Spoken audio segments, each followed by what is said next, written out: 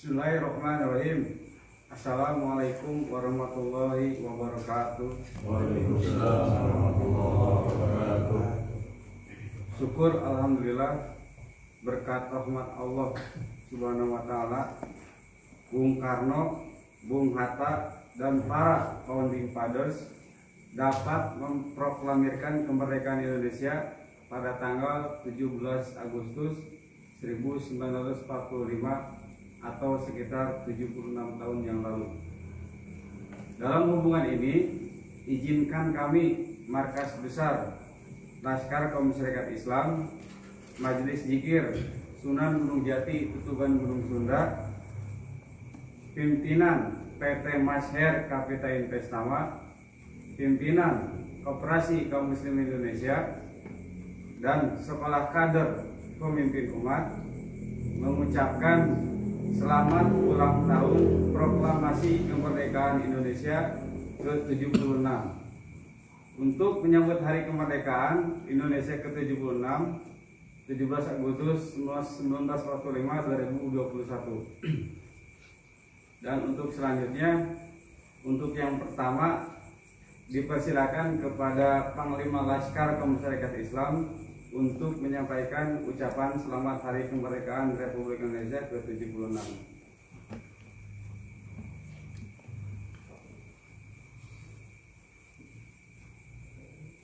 Bismillahirrahmanirrahim. Assalamualaikum warahmatullahi wabarakatuh. Waalaikumsalam warahmatullahi wabarakatuh. Bersama ini saya Maulana Akbar Syarif Al-Bantani selaku Panglima Markas Besar Laskar Kaum Masyarakat Islam, juga merupakan Presiden Komisaris PT Masher Kapita Investama, juga merupakan founders dari Maksar TV Channels, mengucapkan selamat milad kemerdekaan Republik Indonesia ke-76. Pada kesempatan ini, saya mengajak seluruh bangsa dan rakyat Indonesia dimanapun saudara berada. Marilah kita panjatkan doa kepada Allah Subhanahu wa Ta'ala agar seluruh founding father dan para pahlawan kusuma bangsa kita dimasukkan oleh Allah Subhanahu wa Ta'ala ke dalam surga yang penuh kehormatan dan kemuliaan. Syawillahillahumul Fatihah. Alhamdulillahirabbil alamin. Arrahmanirrahim. Maliki yaumiddin. Iyyaka na'budu wa iyyaka nasta'in. Shiratal mustaqim. Shiratal ladzina an'amta 'alaihim ghairil maghdubi 'alaihim. Selanjutnya, sebagai putra Indonesia asli, Sunda putra, Siliwangi putra, Al-Bantani putra, yang sekaligus merupakan generasi penerus kepemimpinan bangsa Indonesia, yang bertekad untuk mempertahankan dan membangun NKRI berdasarkan Pancasila dan Undang-Undang Dasar 1945 sesuai Kitabullah dan Sunnah Rasul yang nyata. Dari kawasan Sunda Banten Kidul sehingga Negara Kesatuan Republik Indonesia wujud sebagai baldatun thayyibatun warabun ghafur. Maka dari itu saya ingatkan kepada semua musuh NKRI dan pengkhianat bangsa Indonesia, baik yang datang dari luar negeri maupun yang berada di dalam negeri, jangan coba-coba merusak dan mengkhianati NKRI. Apalagi bagi mereka yang berkhayal ingin menjajah Indonesia kembali. Ketahuilah, kami dan segenap bangsa Indonesia dari seluruh wilayah NKRI pasti akan bangkit berjihad, berperang untuk menghancurkan saudara demi tegaknya kedaulatan Negara Kesatuan Republik Indonesia. Kami adalah keturunan pejuang pendiri NKRI. Kaluhun kami adalah pengayom rakyat di seluruh penjuru Nusantara yang dikhianati dan ditipu oleh kaum kolonialis dan imperialis. Kami tidak akan biarkan kaum kolonialis, imperialis, komunis, dan separatis, termasuk para pengkhianat bangsa, mencuri kembali kemakmuran, kedaulatan, kehormatan Negara Kesatuan Republik Indonesia. Karena NKRI adalah rahmat barakah Allah yang diberikan kepada kami, yang akan kami jaga dan pertahankan dengan semua kekuatan yang kami miliki. Inilah makna jargon kami, NKRI harga mati, sebagai pengejawantahan takbir kami, Allahu Akbar, Allahu Akbar, Allahu Akbar. Dirgahayu NKRI, berjayalah negaraku. Nasrullah wa fathun qarib, wa basyiril mu'minin billahi bisabil haq. Assalamualaikum warahmatullahi wabarakatuh. Waalaikumsalam warahmatullahi wabarakatuh. Terima kasih. Demikianlah sambutan atau ucapan Hari Kemerdekaan dari Panglima Laskar Kaum Syarikat Islam atau Preskom PP Masker Kapten Bestama, juga sekaligus founding fathers dari Masyar TV Channel, Maulana Akbar Syarif Al-Ghazali. Untuk selanjutnya kami persilakan kepada Ketua KOP kami, Bapak Herman Sugara SEMEC, untuk menyampaikan ucapan selamat Hari Kemerdekaan Republik Indonesia yang ke-76. Terima kasih. Assalamualaikum warahmatullahi wabarakatuh. Waalaikumsalam warahmatullahi wabarakatuh. Dengan ini saya Herman Sugara SEMEC sebagai Kepala Staf Markas Besar Laskar Kaum Syarikat Islam dan pimpinan Pusat Koperasi Kaum Muslimin Indonesia mengucapkan Selamat Milad Kemerdekaan Indonesia ke-76, disertai harapan agar koperasi mewujud sebagai soko guru perekonomian Indonesia sebagaimana digariskan dalam Undang-Undang Dasar 1945. Dalam hubungan ini, kami bertekad untuk menggerakkan pelaku ekonomi umat, pelaku ekonomi rakyat dari kawasan pantai selatan Sunda, Banten. Walaupun para pendukung oligarki, pengkhianat, penggiat neokapitalisme, multinasional corporation maupun grup korporasi Sembilan Naga selalu merintangi dan tidak menyetujui. Ketahuilah bahwa Koperasi Kaum Muslimin Indonesia, Laskar, KSI, dan jamaah kader pemimpin umat tidak akan pernah membiarkan siapapun yang ucapan dan tindakannya diarahkan untuk merusak perekonomian Indonesia. Sadarilah bahwa kami siap dan mampu bersanding dengan korporasi besar apapun, sebagaimana kami siap dan mampu bertanding dengan korporasi sebesar apapun.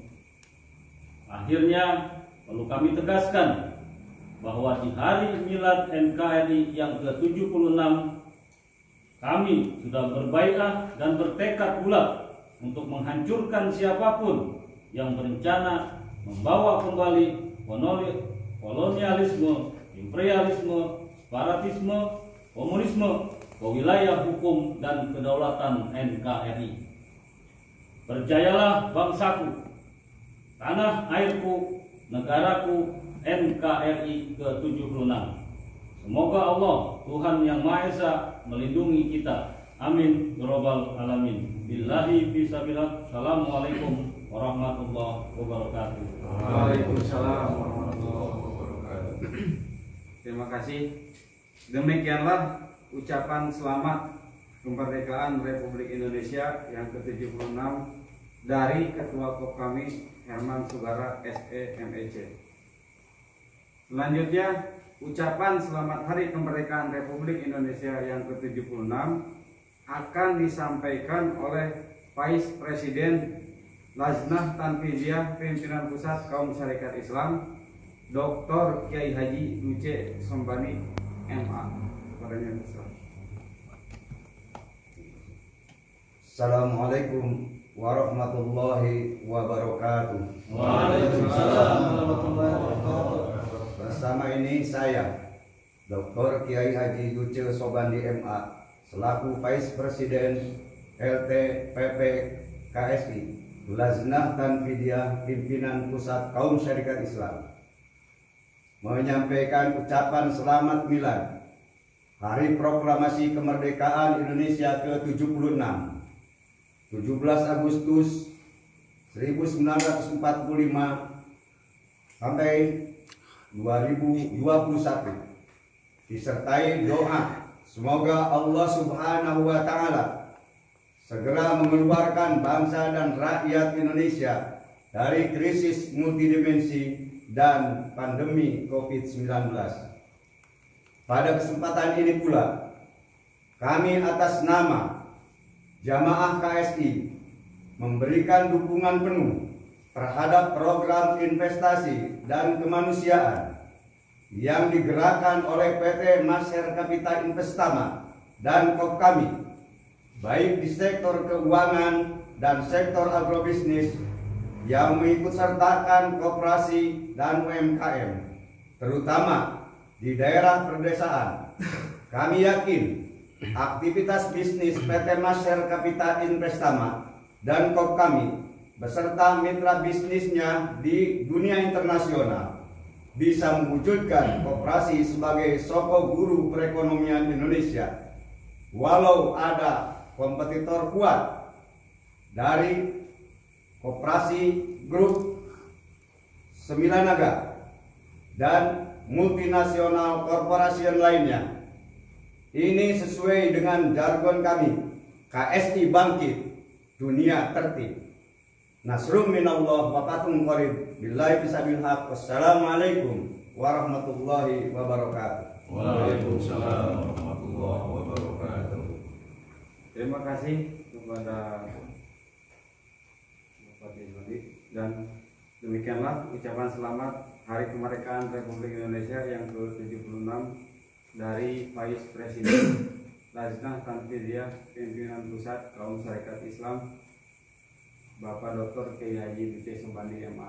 Dan untuk selanjutnya, ucapan selamat Hari Kemerdekaan Republik Indonesia yang ke-76 akan disampaikan oleh Bapak Haji Obon Supardi SIPMM sebagai Ketua Pengawas dari Majelis Dzikir Sunan Gunung Jati Ketuban Gunung Sunda. Bismillahirrahmanirrahim. Assalamualaikum warahmatullahi wabarakatuh. Waalaikumsalam warahmatullahi wabarakatuh. Bersama ini saya Obon Supardi SIPMM selaku pengawas Majelis Dzikir Sunan Gunung Jati Tutugan Gunung Sunda mengucapkan selamat Hari Kemerdekaan Indonesia yang ke-76 pada tanggal 17 Agustus 2021. Disertai doa semoga Allah Subhanahu wa Ta'ala melimpahkan rahmat barokahnya kepada bangsa dan rakyat Indonesia sehingga semua musibah dan bencana Allah keluarkan dari bumi NKRI ini. Selanjutnya kami ajak pula kepada segenap bangsa dan rakyat Indonesia, mari kita mohonkan kepada Allah Subhanahu wa Ta'ala agar proses pemindahan dana yang sedang dikerjakan manajemen PT Master Kapita Investama dan pengurus Kopkami berjalan cepat dan lancar sehingga bisa dipergunakan terutama untuk membantu percepatan pelaksanaan program pemulihan ekonomi Indonesia dan pemulihan kesejahteraan rakyat Indonesia. Semoga Allah mengabulkannya. Amin ya Allah. Billahi bisabil haq. Assalamualaikum warahmatullahi wabarakatuh. Waalaikumsalam warahmatullahi wabarakatuh. Terima kasih. Demikianlah ucapan selamat Hari Kemerdekaan Republik Indonesia yang ke-76 dari pengawas Majelis Dzikir Sunan Gunung Jati Tutuban Gunung Sunda, Bapak Haji Obon Supardi SIPMM. Kemudian selanjutnya ucapan selamat Hari Kemerdekaan Republik Indonesia yang ke-76 akan disampaikan oleh Pembina Sekolah Kader Pemimpin Umat SKPU, Bapak Dr. Hadas Kiai Haji Agus Saprudin SAG MSI. Bismillahirrahmanirrahim. Assalamualaikum warahmatullahi wabarakatuh. Waalaikumsalam warahmatullahi wabarakatuh. Bersama ini saya Dr. Andes Haji Agus Saprudin SAG MSI selaku penanggung jawab program Sekolah Kader Pemimpin Umat SKPU mengucapkan selamat ulang tahun kemerdekaan Indonesia yang ke-76.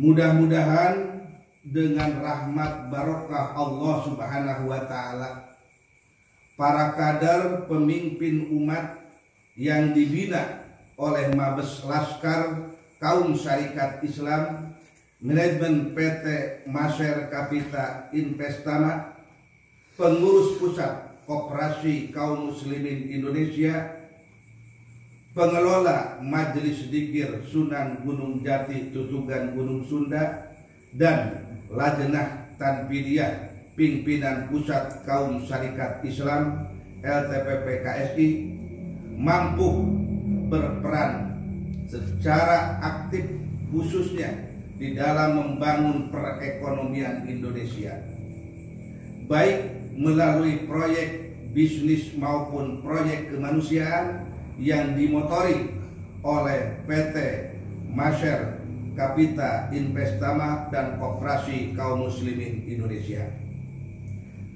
Karena walau bagaimanapun juga, pada akhirnya setiap kader pemimpin umat mempunyai tanggung jawab dan kewajiban untuk membela dan membangun negara kesatuan Republik Indonesia.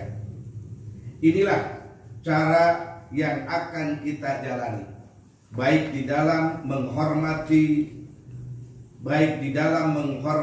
pengorbanan para pahlawan kemerdekaan Indonesia, maupun di dalam memelihara dan menjaga amanah para founding fathers yang mempertahankan dan memakmurkan negara kesatuan Republik Indonesia, agar bangsa dan rakyat Indonesia bisa menjadi tuan di negaranya sendiri. Tekad setiap kader pemimpin umat atau kader pemimpin bangsa ini memang tidak mudah dipahami dan dilaksanakan, terutama oleh mereka yang rajin mengeluh dan pandai mencela atau ahli bergunjing. Kader pemimpin umat sebagai kader pemimpin bangsa dilatih dan dididik untuk melaksanakan fungsi pejuang bangsa dan pembela negara kesatuan Republik Indonesia. Sekarang inilah saatnya kita bergerak, berjuang dan beramal nyata untuk mengusir pandemik COVID-19 dan krisis multidimensi dari bumi negara kesatuan Republik Indonesia. Sekarang inilah saatnya kita bergerak, berjuang dan beramal untuk mengusir pandemik COVID-19 dari krisis multidimensi dari bumi negara kesatuan Republik Indonesia. Insya Allah dengan rahmat barokah Allah Subhanahu wa taala kita dapat mengalahkan musuh-musuh dan pengkhianat negara kesatuan Republik Indonesia yang nampak di depan mata kita.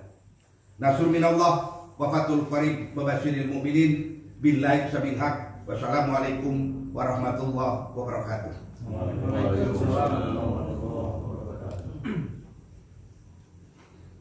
Terima kasih. Demikianlah ucapan selamat Hari Kemerdekaan Republik Indonesia yang ke-76 dari pembina Sekolah Kader Pemimpin Umat Bapak Kiai Haji Dr. Andes Agus Sapudin SAG MSI. Dan untuk selanjutnya, sebelum kita menutup acara, mari sama-sama kita dengarkan closing statement dari sesepuh kita, Pangaping Sepuh Balek Karesian Bahaya Sunda Banten Kidul, Abi Maulana Nur Halim Khotib Al-Bantani.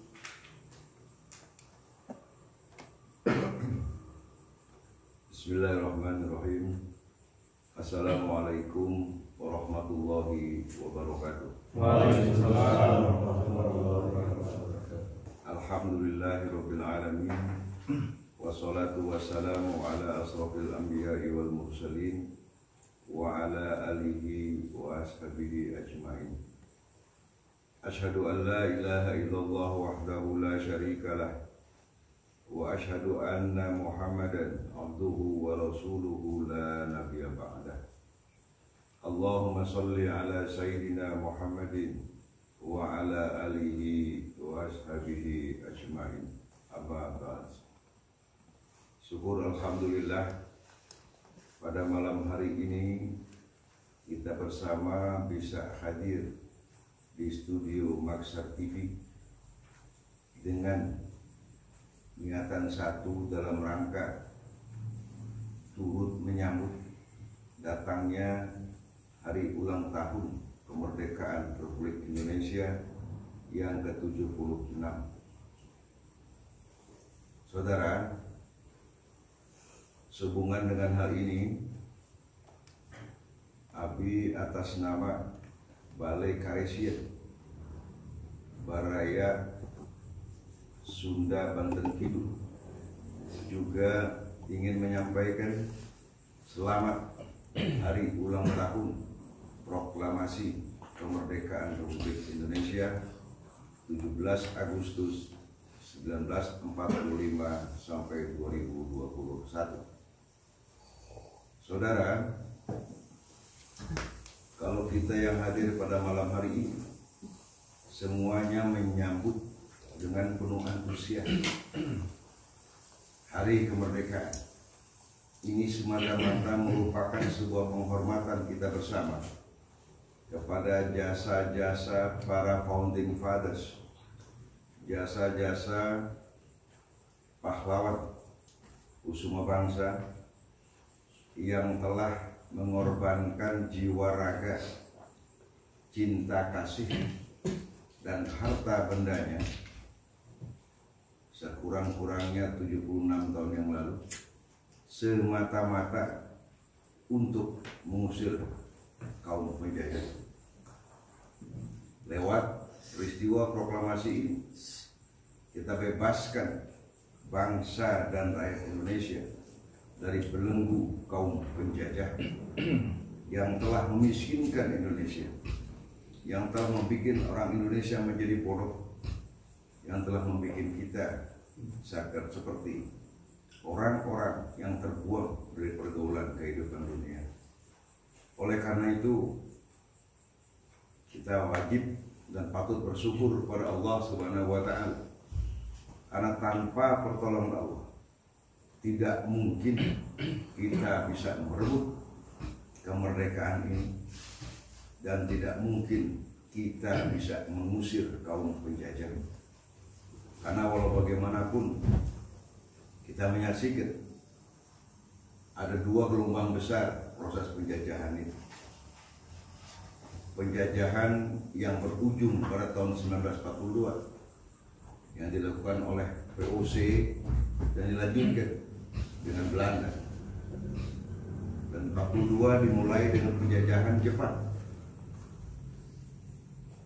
Apapun bangsanya, mereka telah melakukan perbuatan-perbuatan, telah merampok, mungkin bahasa ekstrimnya, sumber daya kemakmuran bangsa Indonesia, sehingga kita hidup menjadi bangsa yang melarat, menjadi bangsa yang tertinggal dalam dunia pendidikan, dan menjadi bangsa yang seakan-akan tidak bisa ikut dalam pergaulan pengaturan dunia. Oleh karena itu, kita mengatakan kemerdekaan kita ini adalah atas berkat rahmat Allah Subhanahu wa Ta'ala. Karena kemerdekaan kita adalah kita akui bersama. Kenapa dikatakan diakui bersama? Karena kalimat berkat rahmat itu ada di dalam pembukaan kita punya Undang-Undang Dasar 1945. Artinya apa? Karena kemerdekaan ini adalah rahmat dari Allah, maka harus kita jaga dalam berbagai macam bentuk sebagai tanda syukur kita kepada Allah. Sebagaimana saudara tahu, Allah mengatakan kalau nikmat itu tidak disyukuri, Allah akan ganti dengan azab. La in syakartum la azidannakum wa la in kafartum inna azabi lasyadid. Nah, ini yang barangkali perlu jadi perhatian kita bersama pada saat kita merayakan hari ulang tahun kemerdekaan Republik Indonesia yang ke-76 ini. Karena kalau kita lupa, kita tidak syukuri. Tadi sudah dikatakan, Allah akan ganti kalau kita mengingkari itu. Ya, kalau sudah tidak kita syukuri, maka Allah akan mengatakan, Allah akan ganti rahmat berkah itu menjadi azab yang syadid, menjadi azab yang kira-kira bentuk azab yang pedih kita segala azab nu pedih teh kira-kira ngeunah azab nu pedih teh nah ripuh. Contoh bukan lagi nuruh nih, serangan pandemi COVID-19 itu bikin orang ripuh. Ay tadi Pak Wawan bilang, PPKM gitu, ira disambung we. Iya. Paling tidak sejak mungkin 2 tahun terakhir ya, kita diserang uji corona teh. Awal-awalnya tidak begitu serius, kelihatannya makin kemari. Ambil contoh, tadi habis sempat diskusi dengan Pak Wawan. Ayah orang buka warung makan, anggaplah warteg juga gitu. Buka dia, orang boleh beli tapi tidak boleh lebih dari 20 menit. Jangan boleh dimakan di situ. Ya, dan tidak boleh dimakan di. Nah ini kan di dua kepentingan terjadi berbeda. Pemerintah, tapi nggak yakin pemerintah menginginkan rakyatnya belanja, tapi terpaksa dia harus lakukan itu demi. Nah, ini argumennya, ini argumen pemerintah supaya tidak terjadi penyebar luasan COVID-19. Ya, betul tidak? Maka dibikinlah yang paling akhirnya yang paling populer namanya PPKM darurat, sehingga setiap daerah, kota dan kabupaten di Indonesia, khususnya Jawa dan Bali, dibagi level. Ada level 4, ada level 3, dan seterusnya. Makin tinggi levelnya, makin ripuh pembatasan kegiatan. Salah satunya yang bikin ripuh tadi, minimal buat saudara-saudara kita yang buka usaha warteg atau warsun gitu ya, warung Tegal atau warung Sunda, bagaimana dia harus melancarkan dagangnya sementara orang belanja dibatasi. Pemerintah maksudnya bagus supaya tidak terjadi interaksi kerumunan. Tapi bagi pedagang rumah, nah, saya pembeli kira-kira bakal majeng atau bakal ribu sana. Bangkrut. Tapi kita nggak bisa mengatakan bahwa pemerintah memang menginginkan bangkrut. Mengapa? Karena membuat bangkrut rakyat itu bertentangan dengan konstitusi. Karena negara ini dibuat untuk meningkatkan kesejahteraan, taraf hidup, dan bahkan yang paling kita pahami untuk mewujudkan keadilan sosial bagi seluruh rakyat Indonesia.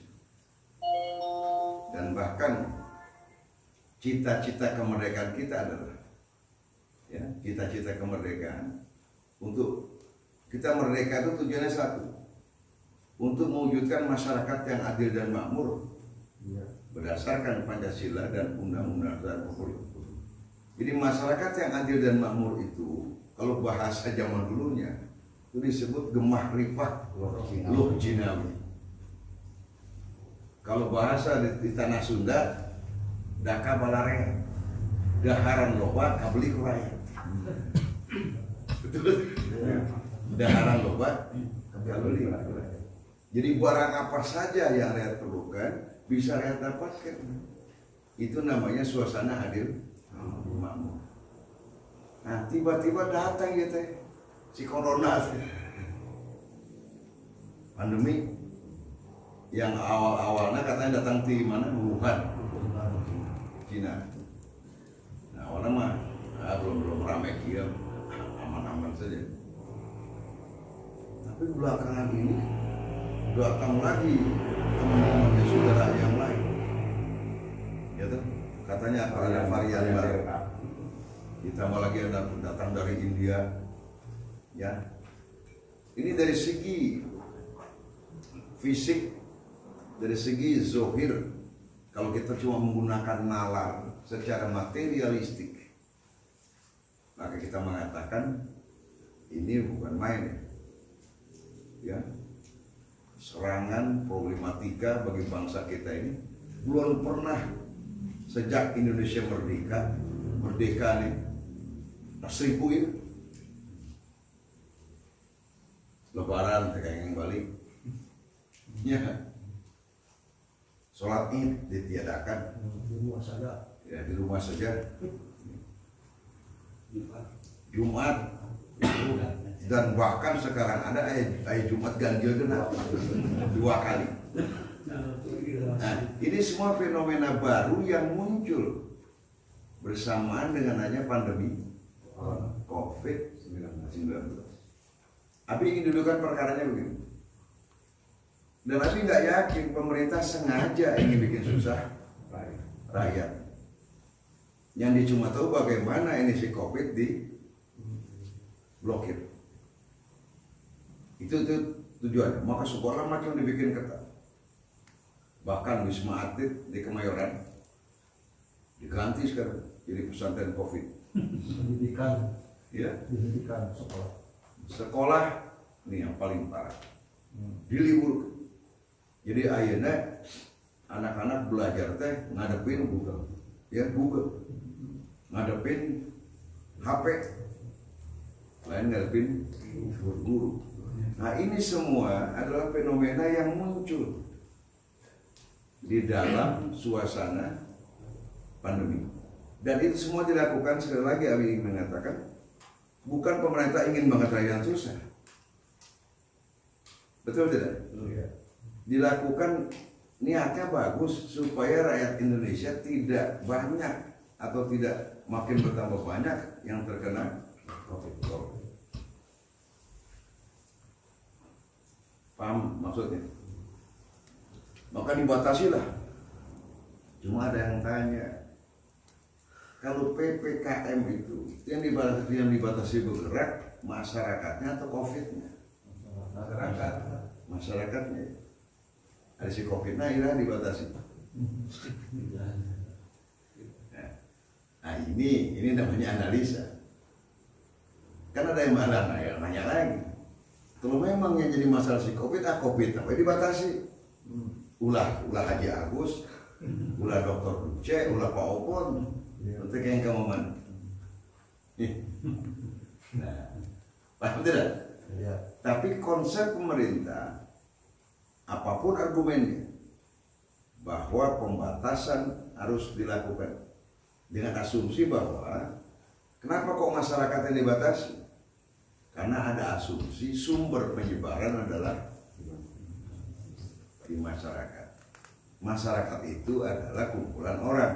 Nah, jadi orangnya ini, jadi bisa kita katakan, maka orang itu menjadi induk semangna COVID. Jadi si COVID itu berkembang biak di dalam tubuh manusia. Betul tidak? Nah ini kan stigmanya begitu, paradigmanya begitu. Sehingga maka dilakukanlah pembatasan karena dianggap si COVID-nya atau saya dalam diri Haji Agus atau yang kemana-mana. Kerem saja. Dikerem saja. Nih, ya bilang ya, kegiatan dibatasi, ibadah juga dibatasi, ya. Kemudian sekolah juga dibatasi, dan juga pegawai negeri dan lain sebagainya juga dibatasi kerjanya. Bahkan ada kecenderungan belajar dan bekerja dari rumah. Ini belum pernah, yang Abi tahu ya, belum pernah terjadi situasi seperti ini sepanjang 76 tahun kita merdeka. Dan Abi tetap mengatakan bahwa pemerintah tidak punya keinginan membuat rakyatnya tambah susah. Tapi yang terjadi adalah kebijakan yang baik itu, niatan yang baik itu telah menimbulkan. Nah, ini namanya dampak. Kalau dalam bahasa analisanya namanya akses. Betul. Jadi akibat pembatasan, contoh tadi orang Tegal omsetnya menurun. Ya kan? Betul nggak? Pabrik menurun. Akibatnya apa? Dari kebijakan yang diambil ini, jadi budget buat sektor kesehatan penanggulangan COVID naik. Budgetnya tadinya cuma menjadi beban APBN, lalu terus mulai menyebar jadi beban APBD. Nah, belakangan ini menyebar lagi jadi beban masyarakat. Contohnya, ini saudara punya ketua pulang dari Istanbul di karantina sebanyak berapa hari? 5 hari. Bayar? Bayar. Jadi ini tidak ditanggung negara ya? Tidak. 5 hari berapa duit? 7,5 juta. Berarti 1,5 juta sadin kan? Ya. Tuh. Nah, apakah pemerintah mau? Tidak, pemerintah bikin karantina supaya Pak Ketua pulang ke rumahnya begini nggak jadi korban. Kan begitu. Nah, begitu juga orang nggak pulang mudik. Si Miftah nggak boleh pulang ke Jawa. Khawatir Miftah datang dari Jakarta bawa penyakit. Jadi akibatnya apa? Jadi ketakutan akan COVID ini, ya, di satu pihak muncul karena eksposnya penanggulangan COVID ini begitu luar biasa. Apalagi belakangan ini isunya menjadi isu internasional. Sampai-sampai Masjidil Haram pun ditutup.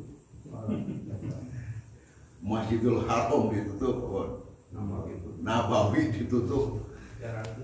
Nah, jadi pertanyaannya, sehingga naon si COVID itu bisa menjajah dunia? Ya tak? Ini lebih dahsyat dari waktu penyerangan Hitler Perang Dunia Kedua dulu. Itu cuma bisa diblokir di Eropa. Dan sekarang ini Korea Utara yang komunis juga diserang. Amerika yang sangat kapitalis juga siap karena si corona. Arab yang kita. Jadi seolah-olah nggak ada yang bisa ngalahin si COVID. Nah, kita tahu sebagai orang yang beragama, seorang yang berketuhanan yang Maha Esa, tidak ada yang bisa bikin seperti ini kecuali Allah. Jadi pertanyaannya, kunaon Allah ngajian iya? Nah, kan tadi. Nah, kalau tidak bersyukur atas nikmat yang telah Allah berikan, maka Allah berikan azab ya. Nah, jadi pertanyaannya, COVID ini azab bukan? Ini kalau kita kembali ke zaman Firaun dulu, pernah, ya kan? Rakyat Gugurdian Firaun dikirimin apa kutu atau apa ya? Kutu, darah, terus air darah, yes. Sungai, air sungai ini berubah. Itu gara-gara Firaun ngaku Tuhan. Bahkan dia mengatakan, ana rabbikumul a'la. Aku inilah Tuhan yang ya. Jadi Allah murka kepada Firaun. Dampaknya kena. Tapi dalam suasana semacam ini, Allah mengirim Musa untuk menyelamatkan sebagai rakyatnya ya, yang tidak pro pada Firaun. Jadi Musa Allah kirim untuk membawa pergi orang-orang yang kerjanya bertahun-tahun digebukan oleh pasukan Firaun. Itu orang Israel. Ya, ini kira-kira apa namanya analoginya. Nah, pertanyaan Nabi sekarang, apakah Allah akan mengirim Musa? Nggak mungkin. Nabi sudah khataman nabiyyin. Atau ada siapa yang lainnya Allah akan kirim? Nah, Abi mengharapkan nih kok kami yang dikirim. Ya. Ini ada Majelis Sunan Gunung Jati, ya kan? Nih, ada PT Masyar. Nah, ini bergabung dalam sebuah induk namanya Kaum Syarikat Islam. Paham ini? Ya. Kenapa Abi singgung dengan ini?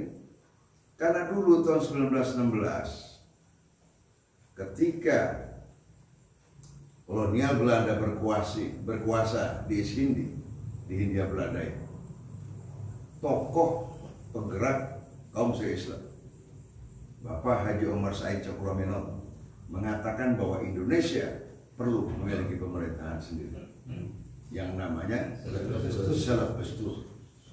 Sejak 1916 dicetuskan di Bandung itulah, maka muncul kesadaran bahwa Indonesia harus merdeka. Jadi kalau kita bicara kemerdekaan 17 Agustus 45, ya, keberangkatan ngawitannya pada pidato Salaf Bestur tahun 1916. Jadi 29 tahun sudah Pak Cokro memperjuangkan bergerak sampai beliau wafat tahun 33. Jadi beliau wafat 33. Jadi sejak 33 sampai 45, nah muridnya melanjutkan. Salah satu murid utamanya adalah Insinyur Soekarno. Jadi gerakan inilah yang membuat ya KSI kemudian yang lain nggak begitu diperkarakan oleh Belanda, karena yang ditonjolkan cuma kebudayaan, pendidikan, ya seperti ada Taman Siswa, ada Budi Utomo, ada lagi Trikoro Darmo, ya, dan macam-macam lagi. Tapi persoalannya kenapa kok SI yang kemudian sampai ditangkap Pak Cokro? Perbedaan cuma satu, karena Pak Cokro menuntutnya Indonesia harus merdeka. Nah ini yang Belanda gak suka. Kalau yang lain silakan, tapi jangan minta merdeka. Dan Pak Cokro bilang, saya tidak minta merdeka. Saya mengatakan kemerdekaan adalah hak segala bangsa. Itu kata Pak Cokro. Oleh karena itu kita akan rebut. Hapus. Jadi semua sifatnya penjajahan harus dihapus dari permukaan bumi. Paham ini perbedaannya gerakan KSI, gerakan SI dengan. Nah, maka tanggal 10 September tahun 1912 ini berproklamasi. Ini belum dimunculkan Salaf Bestur. Nah, maka Belanda nama saya dikasihlah akte pendirian. Jadi leher Serikat Islam KSI berdiri. Kenapa kita mulai itu 10 September 1912? Karena pertama kalinya organisasi SI mendapat PH standing dari pemerintah. 1912. Gerakannya 1905 sudah ada. Tapi ada aktenya resmi sebagai organisasi yang berdiri 10 September 1912. Itulah yang kita perkirakan dari tahun miladnya KSI. Paham ini? Nah gerakannya adalah yang Salaf Bestur. Indonesia harus memiliki pemerintahan sendiri. Artinya apa? Indonesia harus merdeka. Karena kalau kedaulatan masih dipegang Belanda, berarti belum punya pemerintahan sendiri. Nah ini dikatakan Pak Cokro lah yang membangkitkan kesadaran berbangsa dan bernegara. Jadi makanya kalau yang lainnya nggak begitu dimusuhin. Ada bagian organisasi pergerakan, juga bagian joget, bagian menari, tari kebudayaan gitu, sopan santun. Ini satu enggak. Jadi kalau berbicara soal pemerintah sendiri, berarti Belanda harus meninggalkan Indonesia. Pertanyaannya, kira-kira ikhlas reto nggak Belanda ninggalkan Indonesia? Tidak. Kenapa?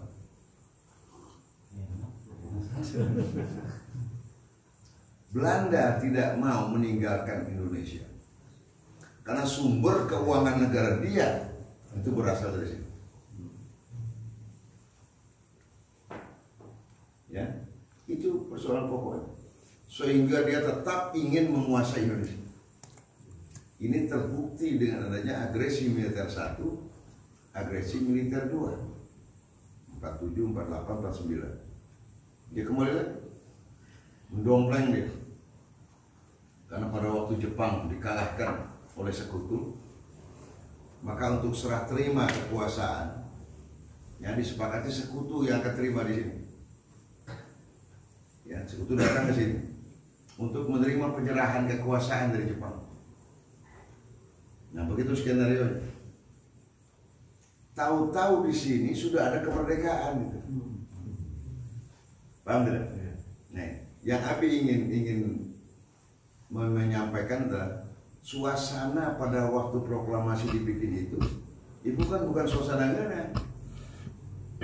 Jepang yang sudah kalah dari sekutu di sini masih berkuasa, masih punya berdil, dan dia belum mengakui ada kekuatan lain di Indonesia itu kecuali pemerintahan Jepang. Nah, sementara pihak sekutu mengatakan Indonesia sudah menjadi milik kita karena dia sekarang dikuasai Jepang udah kalah. Kebayang tuh nasib bangsa kita menjadi sigakir, lepas dari mulut buaya masuk ke mulut harimau. Nah, habis sudah ngomong. Sekarang ini ada lagi yang lebih unik, lepas dari mulut buaya masuk ke mulut harimau, adileglek kunaga. Ini belangsak apa? Nah, ya tak? Nah, inilah. Jadi makanya posisi kemerdekaan kita itu betul-betul krusial buat bangsa Indonesia. Nah, bagi bangsa Indonesia yang punya harga diri menyatakan bahwa sekutu ataupun Jepang harus kita lawan, tidak boleh dia merebut kembali kemerdekaan Indonesia. Nah, jadi periode mempertahankan kemerdekaan ini bukan main.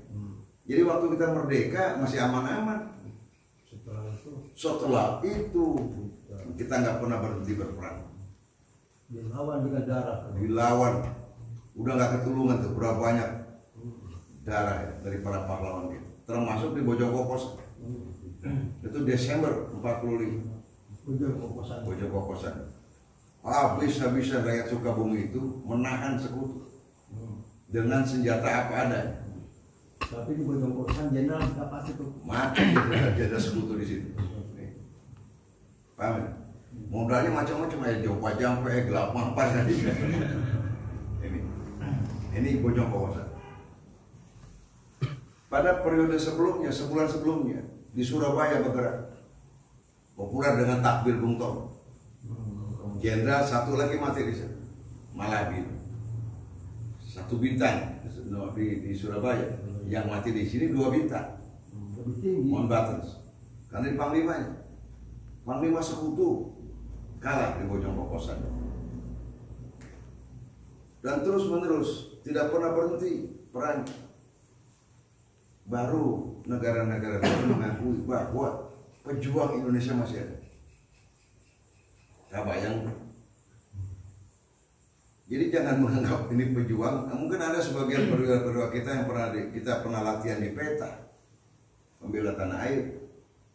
Ada yang pernah bekas kenil, tapi tidak semuanya yang bisa megang bedil. Enggak semuanya punya. Makanya modalnya tahu bedog, bambu runcing, hanya itu senjata yang bisa kita pergunakan. Ada dikasih bedil kita bisa makan hari. Belum belajar. Dari jumlah prajurit kita yang banyak itu mungkin baru 1%, 2% yang bisa berbaris. Sehingga eta temannya Pak Obon Camat. Jadi hormatnya bukan kan dia apa? Ke bawah. Lapor, hormat. Biasanya hormat, lapor, hormat. Nah, itu kenyataan kita masih banyak, itu saja sudah tahun sampai ke 70-an lebih ya, masih ada yang model gitu. Jadi kan dia bukan hormat, lapor. Hormat kan. Jadi yang Nabi ingin sampaikan adalah fenomena sekitar kemerdekaan kita itu betul-betul prihatin gitu.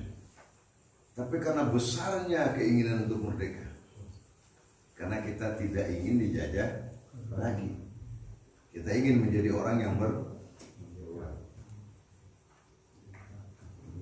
kita ingin menjadi tuan di lembur sorangan. Itu bahasa semua laskar Jawa Barat begitu. Kita redo siap mati asal tidak dijajah. Walaupun tidak sedikit jumlah pengkhianat bangsa yang selama ini hidup jadi orang gajiannya Belanda.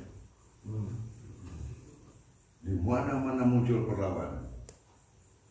Jadi artinya kita menghadapi dua sisi. Di satu pihak ada pengikut Belanda yang ingin Belanda tetap bertahan, yang biasa makan keju itu.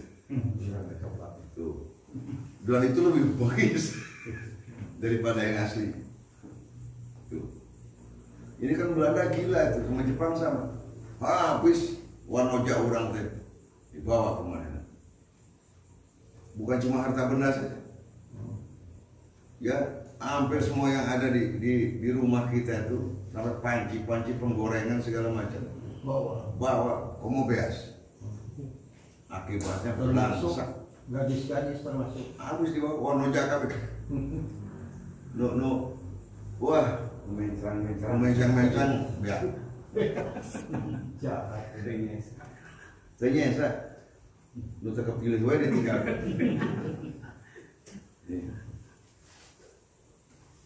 Jadi maksud kami seperti apa yang kita katakan tadi, wajib kita bersyukur atas kemerdekaan ini. Walaupun barangkali secara zuhiriyah belum semuanya terpenuhi, tapi secara batinnya kita sudah punya harga diri sebagai bangsa merdeka. Ya.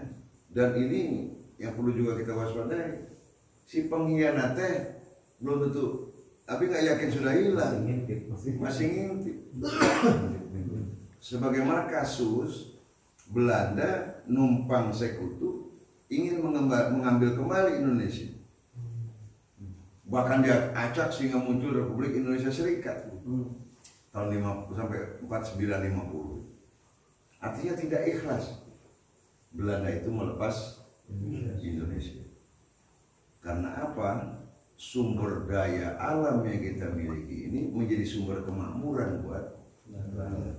Jadi artinya negara kesatuan Republik Indonesia ini sekarang dulu menjadi sumber bancakan. Kekayaan kita disedot keluar. Dalam bahasa ekonomi namanya capital flight. Kita dimelaratkan untuk kemakmuran orang-orang Belanda. Dan Jepang juga begitu. Banyak kekayaan dia ambil dari kita untuk membiayai dia perang dalam perang dunia kedua ini. Jadi kalau tadi maupun nyinggung perang dunia kedua, waktu itu yang kemungkinan adanya perang dunia ketiga, minimal di perang dunia kedua tidak sedikit kekayaan Indonesia dipakai untuk membiayai perang oleh Jepang. Maka dari itu Jepang pun tidak mau kehilangan Indonesia. Maka dia selalu mengatakan bahwa Jepang adalah saudara Tuhan. Nah, maka dia bikinlah perang Asia Timur Raya. Dia latih peta di sini dengan harapan bahwa peta ini pembela tanah air bisa menjadi tentara cadangan buat Jepang. Itu ada panglimanya buat wilayah selatan, Terauchi namanya, jenderal. Ada lagi dari angkatan lautnya di sini, ada namanya Laksamana Maeda. Nah, orang-orang ini tidak bisa dipisahkan. Nah, sudah peristiwa menjelang datangnya kemerdekaan itu. Kebetulan Allah kasih sekutu menang, Jepang kalah. Jadi mulai sampai Agustus itu, terutama tanggal 7, 8 itu. Tanggal 8, 9 sudah karena Hiroshima, Nagasaki mulai dibom. BBC mulai teriak bahwa Jepang sudah kalah. Dan Kaisar ya, Tenoheiga waktu itu menyatakan kita nyerah. Karena Indonesia dijajah Jepang, karena Jepang yang kalah, maka dengan sendirinya Indonesia menjadi milik yang menang, yaitu milik sekutu. Paham? Maka dari itu Belanda ini mendongkleng kepada sekutu, masuk kembali ke Indonesia. Pada itu sekutu punya agenda penyerahan kekuasaan. Nah, yang terjadi apa? Agresi tadi. Jadi Belanda menyerang kembali Republik Indonesia dengan tujuan satu, membatalkan kemerdekaan 17 Agustus 45. Nah, disinilah yang paling berat kita mempertahankan kemerdekaan. Waktu proklamasinya aman-aman aja. Ya artinya tidak ada pertumpahan darah. Waktu tanggal 17 Agustus, karena Jepang tidak tahu kita memproklamasikan, Jepang menganggap kita masih menunggu hadiah dari pemerintah Jepang. Karena pada waktu itu Bung Karno, Bung Hatta itu tanggal 12-13 itu diminta ke Saigon karena kedudukan markas besar militer Jepang itu adanya di Vietnam, di Saigon, ada di kampung pinggiran Data atau nama kampung.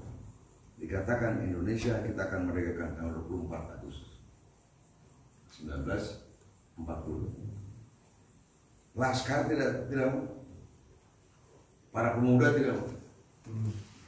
Kenapa disebut pemuda? Karena pada waktu itu Bung Karno, Bung Hatta sudah masuk kelompok bukan pemuda. Bung Karno.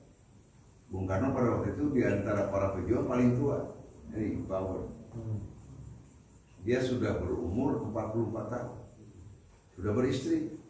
Nah, sebagian besar pemuda itu tak akan beristri. Nih. Maka timbullah dua faksi. Satu yang ingin segera merdeka. Bung Karno juga ingin merdeka. Tapi dia punya hitungan. Kata kiai-kiai, nah ini nih, di atas tanda petik, bahwa kemerdekaan harus dibikin hari Jumat tanggal 17. Pemuda nggak ngitung begitu. Pokoknya ayo nak kudu merdeka. Karena Jepang sudah hancur. Terjadi konflik antara generasi tua dengan generasi muda. Karena waktu itu terus terang aja, tentara itu rata-rata umurnya 18 sampai 22 tahun. Bahkan ada yang 15 tahun. Paling tuanya itu, yang paling tuanya Sudirman, yang menjelang 30, panglima besar. Ini Jenderal Sudirman, dia jadi jenderal tuh baru 30 tahun. Kebayang nggak? Ada jenderal penuh umur 30 tahun. Nah, konflik inilah akhirnya puncaknya terjadi pada tanggal 15 Agustus malam. Pemuda menculik Bung Karno dan Bung Hatta. Jadi Bung Hatta, Bung Karno, Ibu Fatmawati dan anaknya namanya Guntur Soekarno Putra diculik ke pemuda. Ini rombongan masa ada Syahrir, ada Wikana itu, Soekarni, Hairul Saleh, lebih kurang begitu loh. Nah, ini dibawa, kita ungsikan aja keluar kota. Maka dibawalah Bung Karno ke Rengas Dengklok itu. Ya, sampai 16 Agustus, tanggal 16 Agustus, itu hari Kamis. Ya, walaupun diculik, sahur jalan terus kan. Nah, Bung Karno ya gitu, sahur jalan terus, tarawih jalan terus. Bung Hatta. Jadi pada tanggal 16 Agustus pagi itu, Bung Karno masih di Rengas Dengklok. pemuda tuntutannya satu, minta hari ini proklamasi kemerdekaan. Tanggal 17. Ya, 16. 16. Ya. Sementara pemuda di Cirebon bikin proklamasi tanggal 15 Agustus. Itu Darsono pimpinannya. Ya, kalau tidak salah Ahmadi juga, Jenderal Ahmadi. Pemuda semua ini. Kata Bung Karno, kalau kau ingin merdeka, merdeka saja. Tapi tidak saya. Nah itu Bung Karno. Dia tetap bersikeras bahwa menurut para ulama, merdeka harus tanggal 17 Agustus. Hari Jumat. Hari Jumat. Tuh. Jadi Bung Karno alasannya gitu. 17 rakaat. Ini alasannya sangat konvensional. Ya. Ini bulan. Ada korelasinya dengan itu. 17 rakaat. Iya, itu alasan Bung Karno. Iya. Karena menurut Kiai, Para kiai, para ulama. nah salah seorang di antara Kiai itu menurut pada waktu itu adalah Kiai Haji Hasyim Asy'ari. Ya, kemudian juga Pak Cokro paling besar pengamat dulu nggak ada Pak Cokro. Yang paling mungkin adalah Kiai Haji Wahab Pasmullah karena gurunya Bung Karno dalam ilmu fikih. Alhasil nasihat ulama dipegang betul Bung Karno. Ya. Akhirnya apa? Terjadilah perga ini. Nah, ada tokoh menengah namanya Raden Ahmad Subarjo yang kemudian dalam nanti kabinet pertama Bung Karno jadi menteri luar negeri. Dari kelompok pemuda namanya Wikana, dia bilang boleh kita akan kembalikan Bung Karno ke Jakarta, tapi satu kita minta jaminan dari Pak Barjo yang dibicara pemuda waktu itu dari Mas Barjo bahwa Bung Karno betul tanggal 17 bikin proklamasi. Amat seperti bilang iya, gue jamin. Pemuda, oke. Kalau begitu kita kembalikan Bung Karno. Ini maksudnya bukan apa? Bukan ingin bikin jahat Bung Karno, Bung Hatta. Coba apapun juga kita nggak berani bertindak kalau Bung Karno nggak bertindak. Orang pemimpin nasional dia. Belanda lihat Bung Karno, Jepang lihat Bung Karno. Nah kita ini semua emosi aja yang gede. Perang dulu berani gitu. Tapi buat dikenal dari kalangan politik, belum apa-apa, cuma model ambak doang. Macam-macam itu. Sengaja Abi sampaikan ini bukan apa. Bahwa tidak suasana kejiwaan kita mau proklamasi itu nggak aman-aman saja. Sementara Jepang masih pegang betul sini. Barangkali ini juga perlu buat kalau kita tadi Abi coba kaitkan dengan apa yang disampaikan tadi. Jadi memang betul-betul bukan pemberian ini bukan. Karena kalau pemberian itu tanggal 24 Agustus. Nah, karena Jepang mengatakan 24 Agustus Indonesia akan dibikin merdeka. Jadi kalau sekarang Anda mengatakan bukan. Karena kita merdeka menurut maunya kita. Kompromi antara tokoh tua dengan tokoh muda. Ya, kenapa perlu sampaikan ini? Biar semangatnya sama dengan. Jadi berbahagialah para founding fathers kita. Kalau kita menghargai karya proklamasi. Karena masih ada sebagiannya mengabaikan dengan nggak penting merdeka. Ini goblok deh orang. Kita merdeka aja udah kayak begini, gimana nggak merdeka? Karena bagi mereka yang memang bekerja untuk kepentingan penjajah lebih suka nggak merdeka. Jadi ini yang dimaksudkan. Jadi mempertahankan kemerdekaan itu sama beratnya dengan mempertahankan kemerdekaan. Karena dulu kita kan misalnya begini, asal merdeka dulu nanti diatur aja kemana. Nah mengatur sekarang ini punya pemerintahan sendiri seperti yang dimaksudkan oleh Pak Cokro itu nggak mudah karena bikin sendiri. Bagaimana misalnya kita ngatur daerah, mulai ngatur pemerintah pusat, pemerintah provinsi, pemerintah kabupaten kota, kecamatan, desa, itu bukan pekerjaan gampang.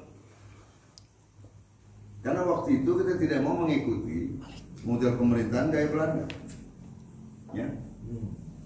Dulu kan kalau pemerintah Belanda bikin Daswati, ya ada Daswati 1, Daswati 2, ya kan?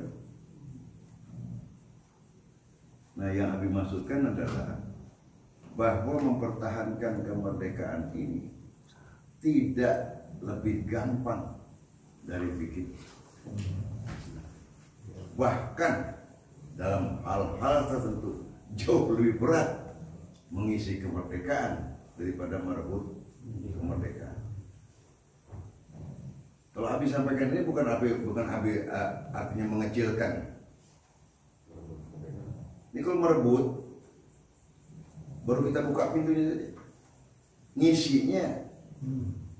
Nah, mengisi kemerdekaan inilah yang menjadi tugas pokok kita dalam rangka mencapai tujuan kemerdekaan. Adil makmur. Jadi adil makmur itu bukan persoalan mudah. Nggak mungkin kita mencapai adil makmur sebagai sebuah negara tanpa ada tatanan pemerintahan, tanpa ada peraturan. Nah, kalau sudah begitu kan bicara pejabat. Nah, kalau Indonesia kecil, ambil contoh, kita mau bikin pemerintah kecamatan. Yang perlu kita bikin berapa camat perlu kita angkat. Nah, sekarang pertanyaannya berapa orang yang berpotensi jadi camat yang ada? Jangan sampai kayak tadi itu, ya, camat yang salah hormat. Jadi artinya berkenaan dengan SDM di bidang pemerintahan bukan mudah itu mengadakan. Ya kan pengalaman Pak Obon. Di Indonesia diperlukan berapa ribu camat, kan nggak mungkin bisa dididik dalam setahun. Merekrutnya, dan camat ini kan jabatan karir, nggak ujuk-ujuk orang bisa menjadi camat. Sebelumnya harus jadi apa tuh sebutnya? Polisi, mantri polisi. Berapa mantri polisi orang perlu kan? Iya. Ya kan? Dan di kecamatan bukan cuma ada mantri polisi. Dulu ada marsose yang nanti jadi mantri polisi. Nah, ini problem sendiri. Dan itu nggak selesai dalam 10 tahun sesudah kita merdeka. 45 sampai 55 itu belum semua daerah kecamatan yang kita bisa isi camatnya. Kemudian bagaimana untuk mengatasi persoalan pelanggaran hukum? Kita perlu polisi. Itu perusahaan sendiri lagi. Perlu polisi. Dan untuk perang kita perlu tentara. Paham ya? Persoalannya. Kira-kira camat itu ya perlu dibiayai nggak kan gitu? Baru muncullah di samping persoalan orangnya, biaya hidupnya kemana ngadakannya. Nah ini yang barangkali pada waktu kita bikin kemerdekaan belum kita hitung sampai ke situ. Yang penting merdeka dulu. Ini yang dimaksudkan jadi antara peran para founding fathers ini memberikan modal kepada kita untuk menata hidup sendiri, itu maksudnya. Nah yang perlu diwariskan bahwa dia sudah merdeka kan Indonesia. Selanjutnya isi. Nah ini tadi itu ngumpulin camat, ngumpulin jadi tentara. Tentara kira-kira perlu senjata nggak? Perlu beli nggak? Perlu duit nggak? Jadi di dalam periode sesudah kemerdekaan muncullah kebutuhan anggaran pendapatan belanja yang waktu mau bikin mereka nggak muncul kok. Bagaimana kita menggaji pegawai negeri, bagaimana kita menggaji polisi, menggaji tentara, beliin seragam tentara, bikinin Membangun infrastruktur, membangun, bikinin kantor camat, bikin kantor bupati, kantor dinas, macam-macam. Nah ini Indonesia itu dari Sabang sampai Merauke. Apalagi sekarang 200 sekian puluh juta penduduknya harus dilayani. Nih, Pada waktu itu masih 50-60 juta waktu kita merdeka. Baru ada waktu itu wali kota pemerintahan Jepang di Jakarta, Sugiro dengan Suwiryo waktu itu. Nah ini. Jadi maksud Abi dari statement yang tadi disampaikan oleh keluarga besar kaum syariah Islam ini justru merupakan sebuah semangat kita bergerak dalam rangka kita merayakan. Jadi artinya apa? Ini harus diisi dengan program-program. Kalau tentara udah yang ngurusin, pemerintah, polisi. Nah bidang ekonomi siapa yang ngurus?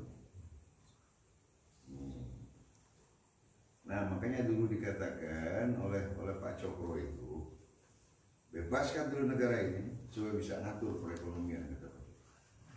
Jadi arti hidingnya adalah ekonomi. Karena prajurit segagah apapun, nggak dikasih logistik pun, nggak makan.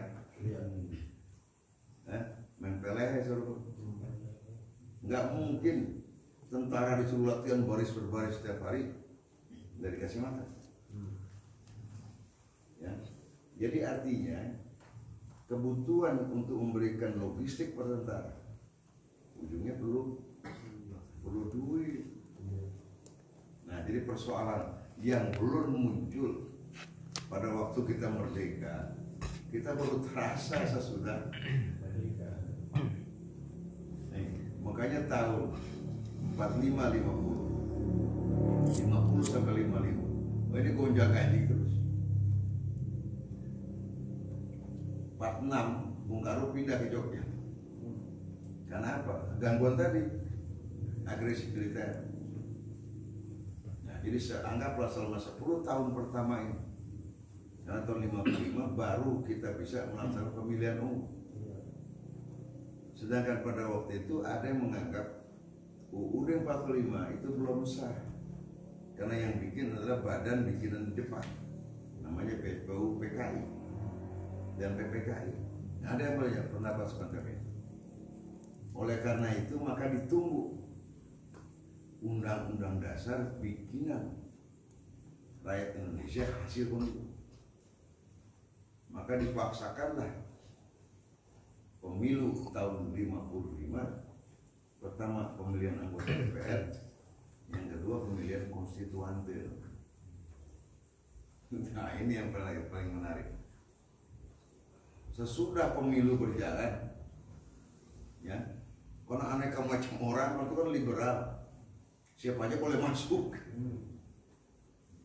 Nah di sini yang penting pada peristiwa konstituante itu, kalau sekarang itu MPR ya, PKI dengan PNI masuk ke dalam faksi Pancasila.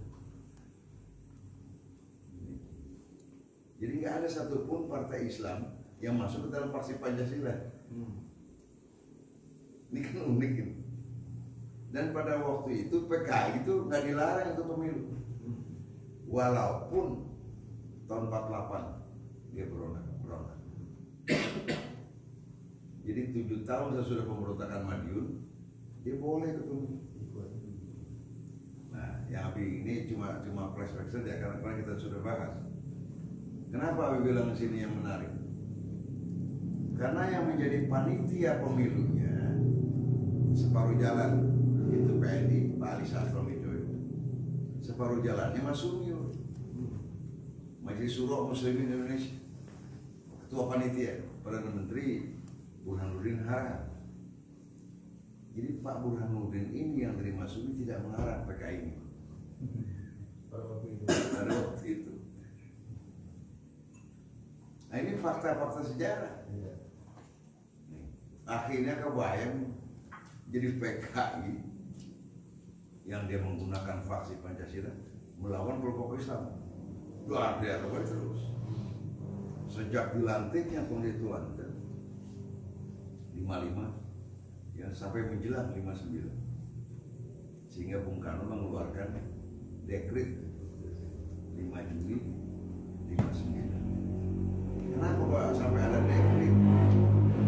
Karena ini anggota konstituante tidak pernah selesai bikin undang-undang dasar. Ngerti ini? Padahal sebelumnya sudah ada Undang-Undang Dasar RIS, Undang-Undang Dasar sementara 50. Nah, harapannya undang-undang inilah yang akan dipergunakan karena dibuat oleh anggota MPR hasil pemilu 55. Tapi sekian tahun sampai puncaknya sekitar bulan Mei Juni 59, masing-masing partai mengatakan kami tidak akan hadir lagi di sidang, nggak ngantor lagi di konstitusi. Nah, Bung Karno bilang, wah kalau gini teuc lagi bakal terjadi undang-undang dasar. Maka kata Bung Karno, kalau begitu buat dekret saja, kembali ke Undang-Undang Dasar 45. Paham ya? Nah, jadi Undang-Undang Dasar 45 yang efektif adalah pasca dekret. Karena sudah ada konstituante hasil pemilihan umum. Jadi beda. Jadi pada 18 Agustus disahkan, dia adalah karya PPU PKI. Kenapa habis singgung ini? Ini juga bagian tak terpisahkan dalam rangka mengisi kemerdekaan. Gunjang-ganjing politik begitu. Jadi kalau sekarang ini kita menyatakan kegembiraan kita karena Indonesia bisa sampai umur 76 tahun, nah itu betul-betul perlindungan Allah. Karena nggak mudah membiayai negara sebesar Indonesia. Maka perlu disyukuri. Nah itu, inilah. Jadi kita perlu syukuri negara kita ini bisa sampai umur 76 tahun. Nah, bagaimana cara mensyukurinya? Kembali ke tadi. Kalau kita tidak syukuri, ya, maka kita akan menerima azab yang pedih. Tuh. Cara mensyukurinya gimana kan gitu? Ada satu yang dari dasar negara kita, yang namanya filosofi Groundslah. Itu adalah Pancasila. Nah, sila yang pertamanya adalah ketuhanan yang Maha Esa. Kelihatannya, ini kan gonjang-ganjing Pancasila. Katanya Pancasila berketuhanan yang Maha Esa. PKI boleh hidup. Ngerti nggak? Ya. Jadi walaupun ada yang mengatakan bahwa PKI itu komunis bukan ateis, tapi di mana-mana yang namanya komunis anti Tuhan, anti agama. Nah, jadi kalau orang anti agama, anti Tuhan, pandangan politik yang anti Tuhan, boleh nggak hidup di Indonesia? Keluar dari Keluar. Keluar. Tapi zaman Orde Lama, Bung Karno mengizinkan. Dengan saya dia, bahkan kita mengatakan dia pemberontak, kita hanya dikorbankan. Mas Uli mengatakan PKI itu, kata Bung Karno, izinkan dia ikut pemilu. Nah, kali presiden, panglima tertinggi, mandataris MPRS, lebih besar revolusi pada waktu itu. Paham ya? Jadi Bung Karno, salah seorang perumus Pancasila, ya, tidak paham bahwa PKI itu pada akhirnya akan menjadi masalah buat dirinya sendiri. Nah ini, tapi walaupun begitu, bahwa Bung Karno adalah proklamator, tidak bisa digantikan. Karena pada waktu itu tanpa ada orang yang namanya Bung Karno ini, siapa yang berani ngambil inisiatif menjadi proklamator? Kenapa? Resikonya dibunuh cepat. Karena tidak semua orang Indonesia itu ingin merdeka. Masih banyak, apalagi inohong. Masih banyak yang nggak mau Indonesia merdeka. Lebih enak hidup. Maka ada yang bilang, iya gara-gara bikin negara sendiri, jadi belangsak hidup. Masih mending di zaman normal.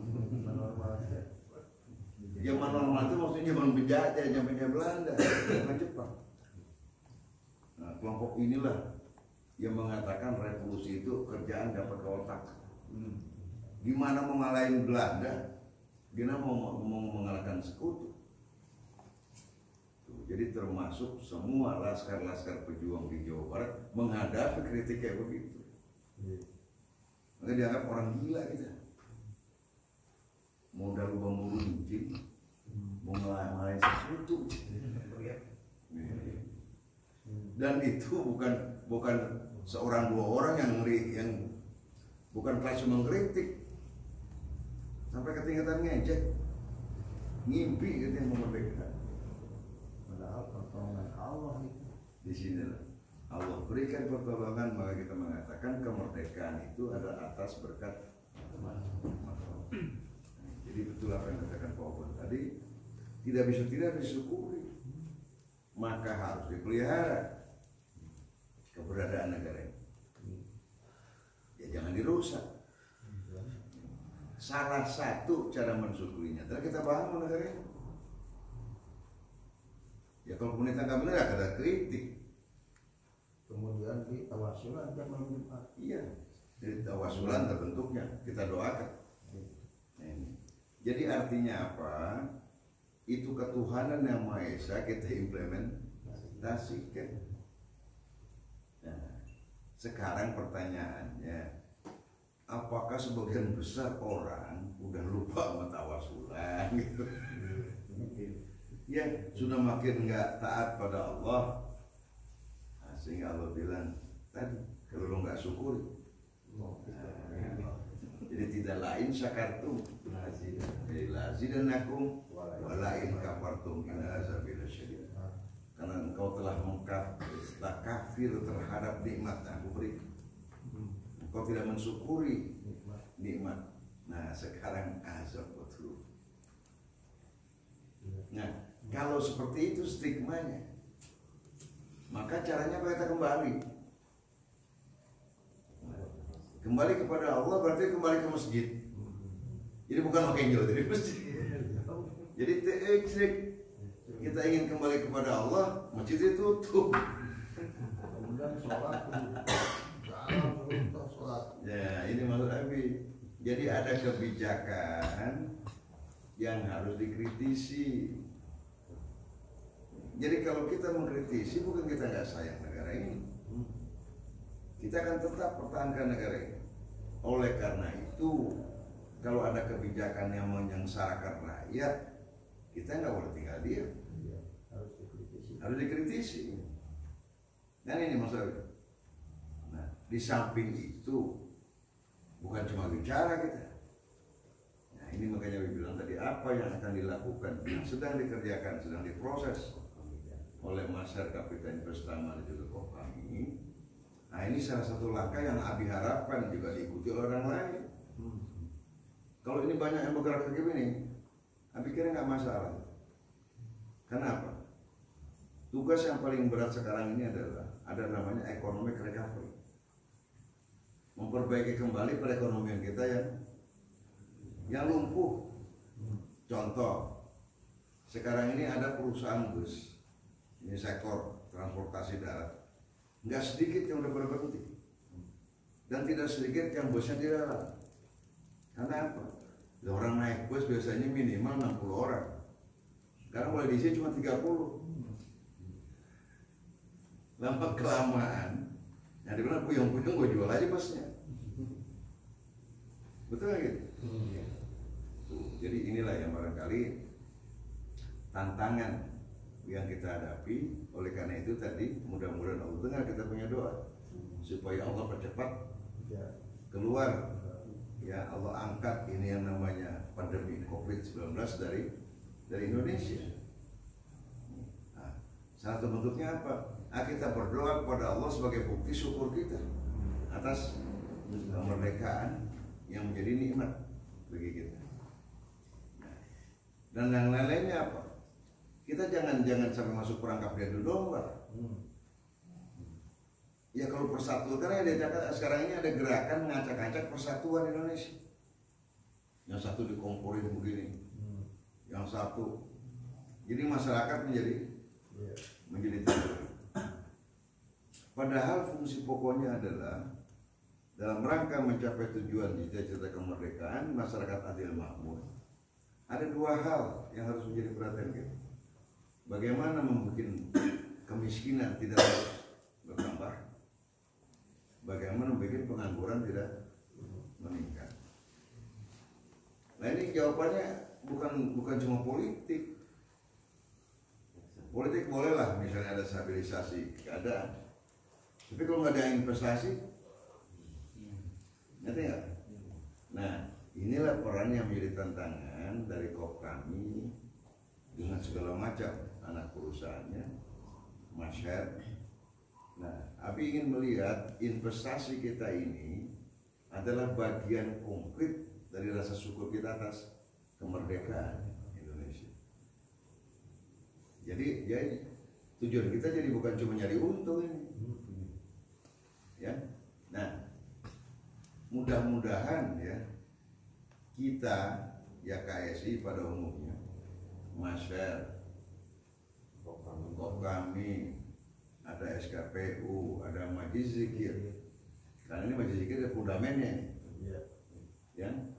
Tiap malam Jumat nggak pernah berhenti kita mendoakan kita bangsa Indonesia. Ini jauh lebih besar perannya. Ya lu banting tulang kalau kalian doain. Tiap malam Jumat bersama kita baca Asmaul Husna, kita baca Kanzul Arsy sampai larut malam. Di tempat orang lain kan kita rutin tiap malam Jumat. Artinya apa? Ini yang dinamakan ada sebuah investasi non material yang nggak bisa diukur nilainya berapa. Ini satu. Ini dalam rangka syukur kita kepada Allah. Nah aksinya adalah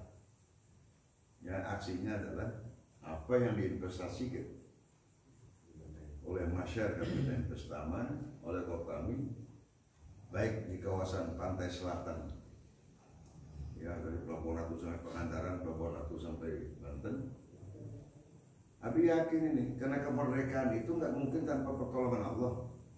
Nah sekarang kalau kita juga menjadi solusinya, pasti jalan kalau Allah berkehendak. Abi ulangi ya, kemerdekaan ini bisa kita capai karena pertolongan Allah.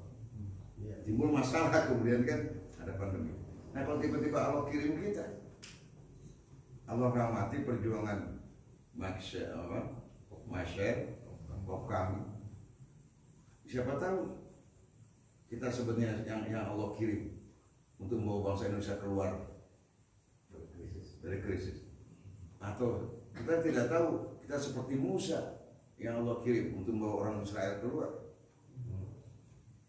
Nah, amin.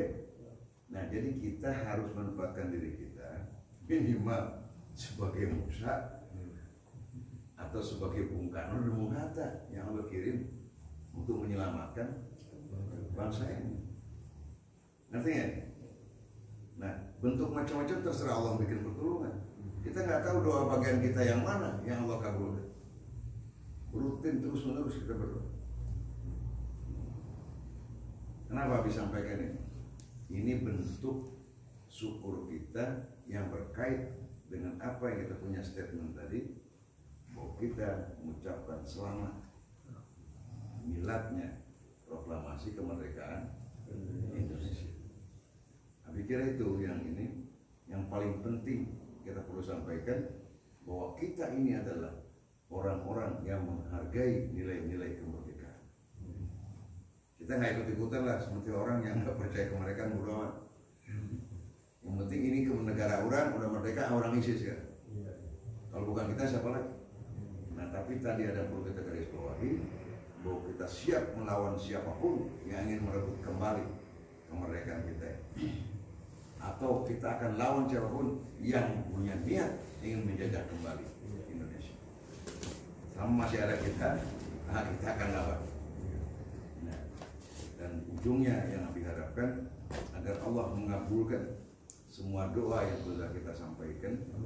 Ya, terutama tadi agar proses pemindahan funding yang sedang dikerjakan masyarakat, dikerjakan oleh kami, segera Allah kabulkan sehingga kita bisa bergerak secara nyata. Nabi kira itu yang dapat Nabi sampaikan sekali lagi, dirgahayu negara kesatuan Republik Indonesia, jayalah bangsa, mulialah negeri. Nasrul minallah wa fatun qarib. Billahi fi sabilillah. Assalamualaikum warahmatullahi wabarakatuh. Waalaikumsalam warahmatullahi wabarakatuh. Terima kasih. Demikianlah sambutan atau ucapan selamat atau closing statement dari Pangaping Sepuh Balai Karesian Baraya Sunda Banten Kidul Habib Maulana Nur Khalim Hatib Al-Bantani dalam rangka memperingati Hari Kemerdekaan Republik Indonesia yang ke-76. Dan akhirnya pada kesempatan ini kami dan seluruh tim pengelola Maksyar TV mengucapkan selamat Hari Kemerdekaan Republik Indonesia yang ke-76. Dirgahayu NKRI, jayalah bangsaku, mulialah negeriku. Pada kesempatan ini pula kami ucapkan terima kasih kepada seluruh subscriber, follower, viewer, atau liker yang telah berperan serta secara aktif dalam membesarkan Maksyar TV channel. Dan marilah sekarang sama-sama kita tutup acara ini dengan pembacaan surat Al-Asr dan kifaratul majlis. Bismillahirrahmanirrahim.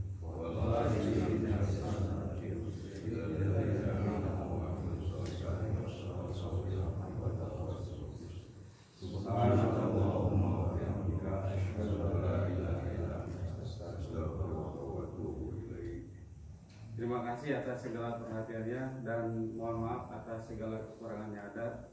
Nasrul minallah wa fatun qarib. Billahi fi sabilillah. Assalamualaikum warahmatullahi